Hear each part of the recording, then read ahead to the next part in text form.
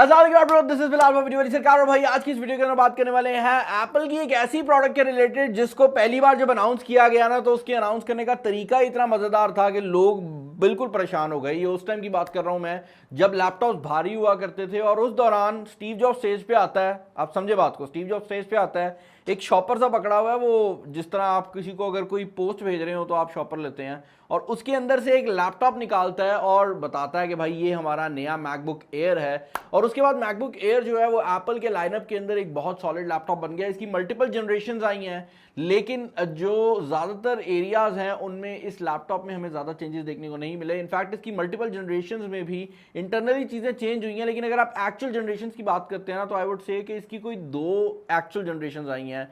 छोटी मोटी चीज़ें चेंज होती रही हैं, लेकिन इसकी जो लेटेस्ट जनरेशन थी अभी तक जो चल रही थी वो ये वाला मैकबुक है जो कि मेरे पास मौजूद है। ये मैकबुक एयर के नाम से अगेन आता है। और मैकबुक एयर की एक जो डिफाइनिंग क्वालिटी थी वो ये थी भाई, पीछे से पतला होता था, पीछे से मोटा होता था, आगे से पतला होता था, और उससे पता लग जाता था कि आपने एक मैकबुक एयर पकड़ा हुआ है। अब ये कोई बड़ी बात नहीं है, बट इस लैपटॉप को जब आप आगे वाली साइड से पकड़ते थे तो क्योंकि ये वो वेज शेप डिज़ाइन बना रहा है तो आपको फील आती थी कि लैपटॉप बहुत ज़्यादा पतला है, जबकि एक्चुअल रियलिटी ये थी कि बैक से लैपटॉप जो है वो ज़्यादा मोटा था, जिसकी वजह से आपको ज़्यादातर जो कंपोनेंट्स हैं वो भी बैक वाली साइड पे देखने को मिलते थे। फ्रंट साइड जो है वो मोर और लेस बैटरी और स्क्रीन ही रह जाते थे। अदर देन दैट वहाँ पर कुछ मौजूद नहीं होता था। ये जो लैपटॉप इस टाइम मेरे सामने मौजूद है ये मैकबुक एयर M1 एडिशन है, जो कि एक जनरेशन पीछे है लेटेस्ट वर्जन से, क्योंकि लेटेस्ट वर्जन जो है उसकी आज हम अनबॉक्सिंग करने वाले हैं और वो मेरे पास यहाँ पर मौजूद है।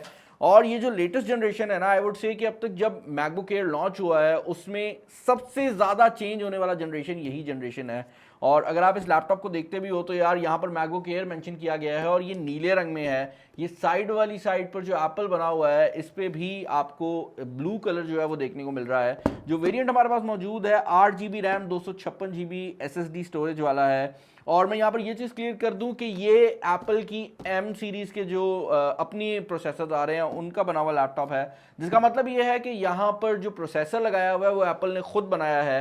अब एप्पल ने जब M1 लॉन्च किया था ये पुराने वाला, तो तब भी लोग परेशान हो गए थे कि ये इतना पतला लैपटॉप, इतना छोटा प्रोसेसर, इतनी ज़्यादा परफॉर्मेंस कैसे दे सकता है।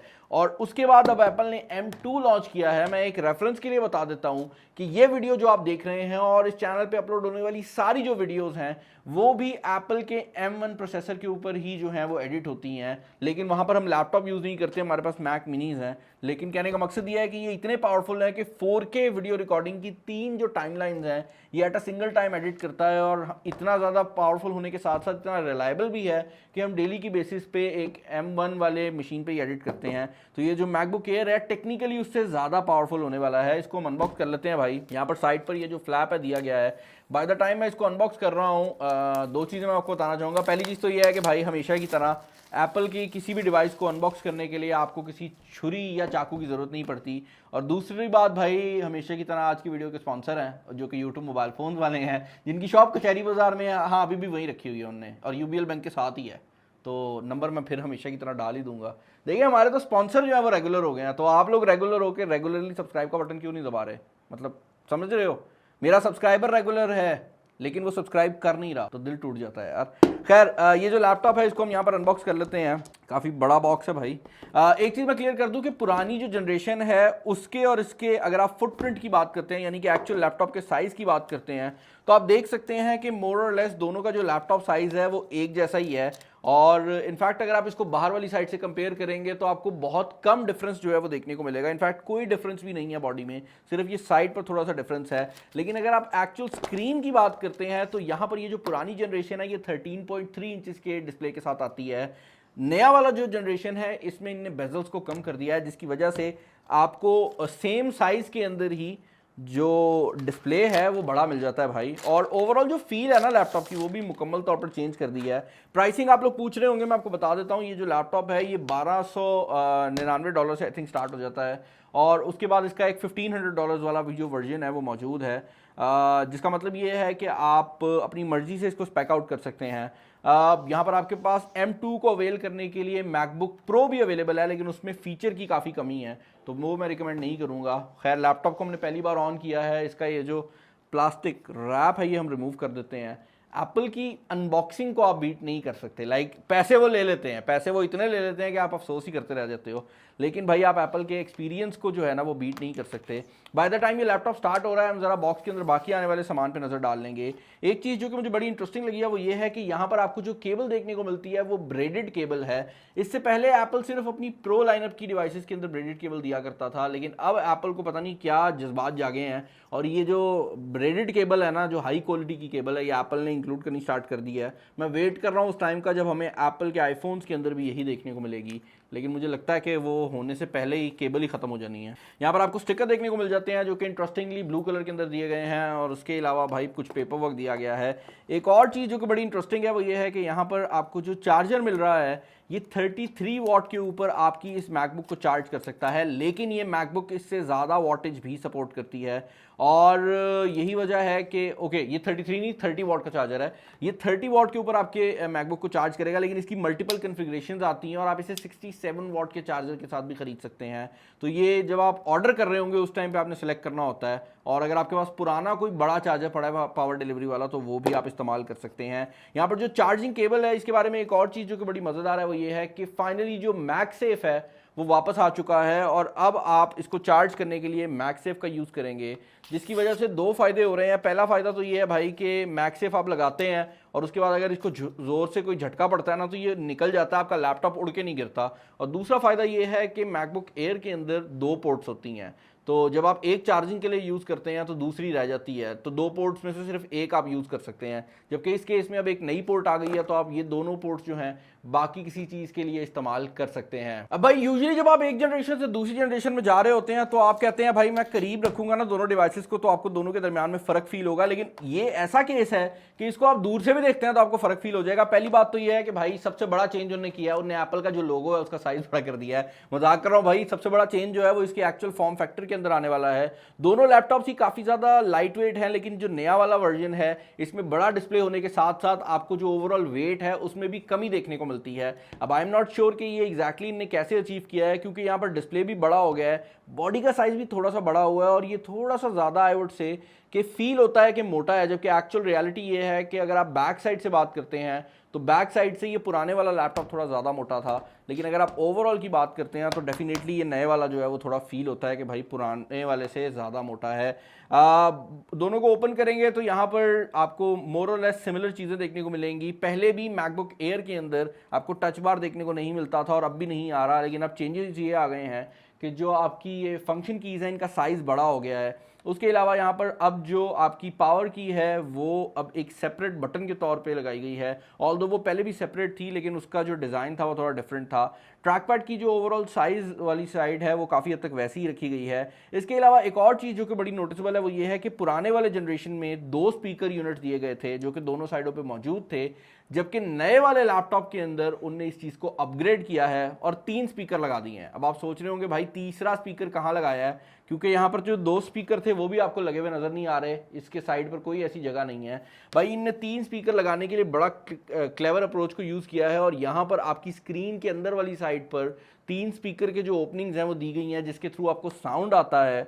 और यूजुअली अगर ये कोई और लैपटॉप होता तो आई वुड से कि भाई इसका जो साउंड है वो मज़ेदार नहीं है, लेकिन मैं ऑलरेडी इसका साउंड जो है वो एक और लैपटॉप के ऊपर चेकआउट कर चुका हूँ और honestly this is one of the best sounding laptop जो कि इस प्राइस रेंज में आप किसी भी ब्रांड की तरफ से खरीद सकते हैं। ओके यार, तो मैंने यहाँ पर लैपटॉप को फाइनली सेटअप कर लिया है और एक मेजर किस्म का चेंज जो कि आपको डिस्प्ले में देखने को मिलता है वो इसकी साइज के साथ साथ इसके डिजाइन का भी है। आपको पता है कि एप्पल ने अपने लेटेस्ट मैकबुक प्रोज के अंदर ये नॉच डिस्प्ले जो है वो इंक्लूड किया है। भाई मोबाइलों से नॉच निकाली है लेकिन एप्पल कहता है लैपटॉप में हमने नॉच डाल देनी है, तो यहाँ पर आपको नॉच देखने को मिल जाती है। जबकि जो पुराना वर्जन था उसके अंदर आपको बड़ा बेजल देखने को मिलता था और ये बेजल ऑनेस्टली इस पॉइंट के ऊपर अगर मैं देख रहा हूँ तो मुझे इतना अननेचुरल लग रहा है। मैं सोच रहा हूँ कि यार ये मतलब पहले जब यूज़ करते थे तो कभी फील भी नहीं होता था, लेकिन आप देख सकते हैं इसका जो किनारा है वो स्क्रीन का यहाँ तक आता है जो कि एक बहुत बड़ा किनारा है और यही वजह है कि ये जो लैपटॉप है ऑल दो सेम साइज था, लेकिन इसके अंदर जो स्क्रीन का साइज था वो काफ़ी ज़्यादा कम था।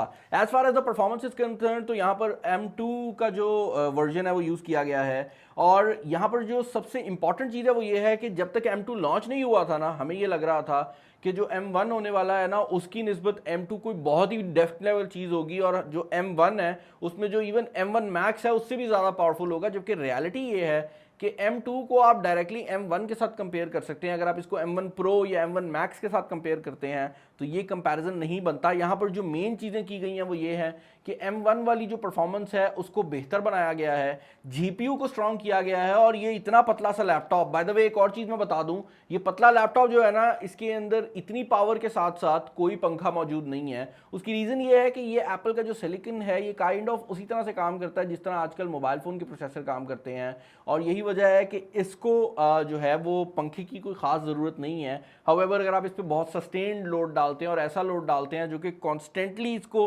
हर टाइम फुल परफॉर्मेंस पे यूज़ कर रहा है, तो ये 5 से 6 मिनट के अंदर हीटअप भी हो जाता है और अपनी परफॉर्मेंस को कम कर लेता है।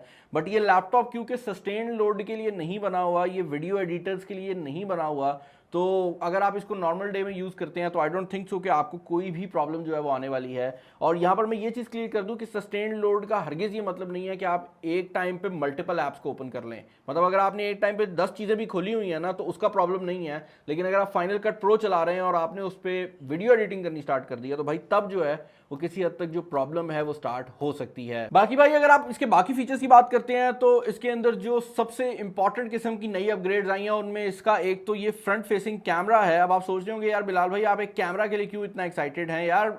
रिसेंट टाइम के अंदर हमने देखा है कि ये जब से पेंडेमिक सिचुएशन बनी थी तो आपके लैपटॉप्स के अंदर मौजूद जो कैमराज हैं वो बहुत ज़्यादा इंपॉर्टेंट हो गए थे।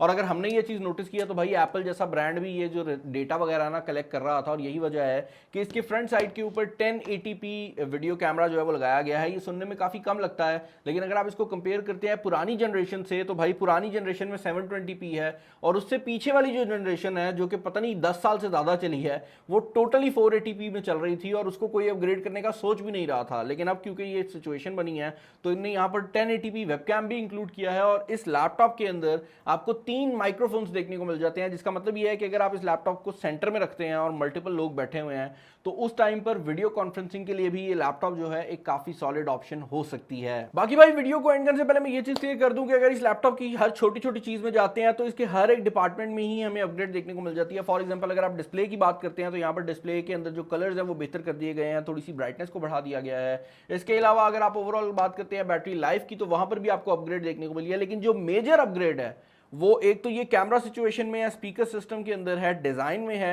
एंड मोर इंपॉर्टेंटली उस प्रोसेसर में है जो कि इसके अंदर लगाया हुआ है जो कि M2 चिप की फॉर्म में आता है। और एक बात और जो बड़ी हैरानकुन है वो ये है कि ये पहला लैपटॉप था जिसके साथ एप्पल ने अनाउंस किया है कि वो गेमिंग के ऊपर भी फोकस कर रहे हैं। और इस लैपटॉप के साथ ही एप्पल ने ये भी अनाउंस किया है कि माइनक्राफ्ट जो है वो इस लैपटॉप के ऊपर नेटिवली चल पाएगी, और रेजिडेंट ईवल की जो लेटेस्ट गेम है रेजिडेंट ईवल 8 विलेज के नाम से जो आती है उसका भी एक मैक ओनली वर्जन जो है वो आने वाला है। जिसका मतलब यह है कि एप्पल गेमर्स की साइड पे सोच जरूर रहा है। आई पर्सनली बिलीव कि एप्पल के पास हर चीज़ जो है वो रेडी है, वो किसी एक खास एरिया का इंतजार कर रहा है, खास टाइम का इंतजार कर रहा है कि उस टाइम पे गेमिंग में मुकम्मल तौर पे कूदें।